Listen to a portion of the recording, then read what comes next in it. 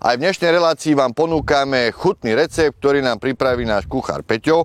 Andrej mu pomáha krájať zeleninu, inak recepty uvádza Andrej. Ja im tu dneska len tak fušujem, Andrej sa už asi nevie dočkať, lebo momentálne už tu konzumuje, čo je to? Pórik je zdravý, je pórik.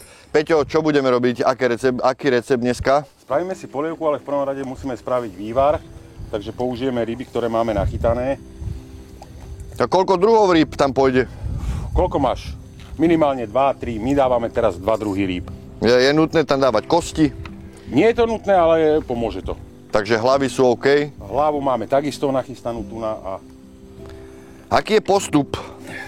Vlastne ryba opucovaná, umýtá, sa vloží do vody, pridáme, Andreja poprosím, aby mi podal sol, korenie, vlastne. Osolí sa to, uvarí sa to. Osolí sa, pridá sa bobkový list, celé korenie, nové korenie a spraví sa vlastne vývar, z ktorého budeme ďalej pokračovať. Takže teraz sa to dá variť a potom pokračujeme ďalej, áno? Áno. 25 minút uplynulo, máme vývar hotový, rybu netreba dlho variť, ona zmekne hneď. Peťo, čo ďalej? Teraz si nachystáme základ na to halásle, vlastne nakrájame si cibulu.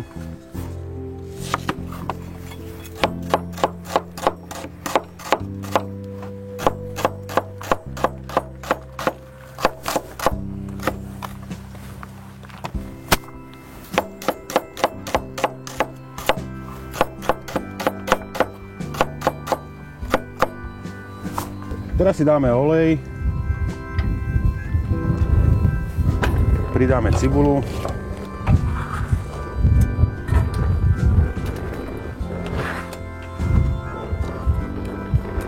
keď sa cibula orestuje, tak si zase nakrájame papriku, rajčinu a feferónku.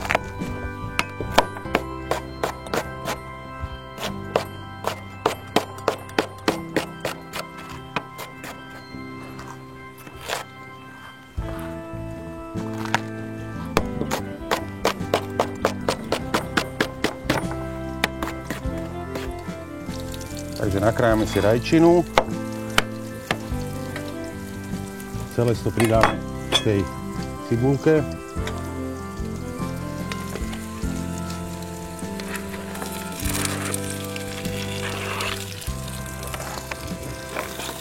To je základ ako na lečo. Takmer áno, lebo však halasle je vlastne podobné. Teraz dávame cesnak. Cesnak pridáme. Feferóna. Čili paprika.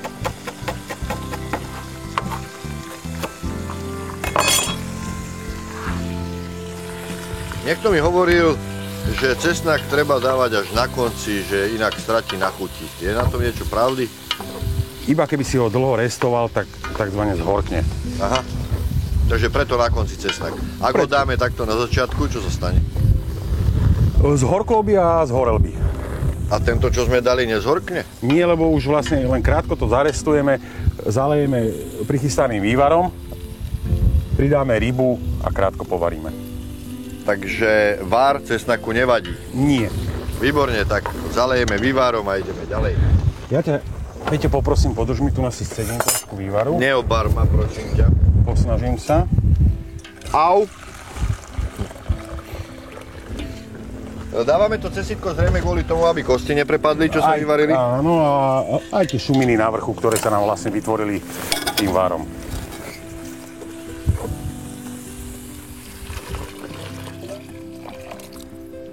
Tak, vlastne základ máme prichystaný a do tohto základu si vložíme prichystanú, očistenú, umytú rybu, ktorú povaríme cirka 15-20 minút. Halasle je pôvodne maďarské jedlo, to znamená, nesmie chýbať ani mletá sladká paprika. Pozor, nedávajte ju priamo už do vývaru, do vody, ale do orestovanej zeleniny. Inak by sa vám spravili hrčky, takže nezabudnite dávať papriku. Peťko, takže ukončili sme, vidím, že si dovaril halásle, dáš mi ochutnať? Dám ti ochutnať, takže jak sme vraveli, 15 minút to asi vrelo celé.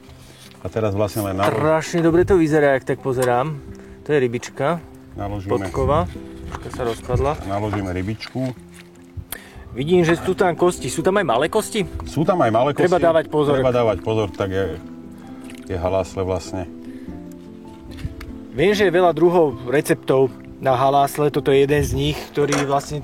Toto je taký najrýchlejší možný uvariť. Tu na. Vlastne, a ešte môžeme dať kyslú smotanu. Aha. Tak ja sa teším, milí diváci, ja to ochutnám. Ešte teda si počkám na tú smotanu.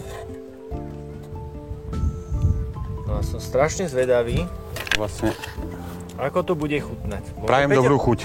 Dobre, takže, milí diváci, ja tu ochutnám.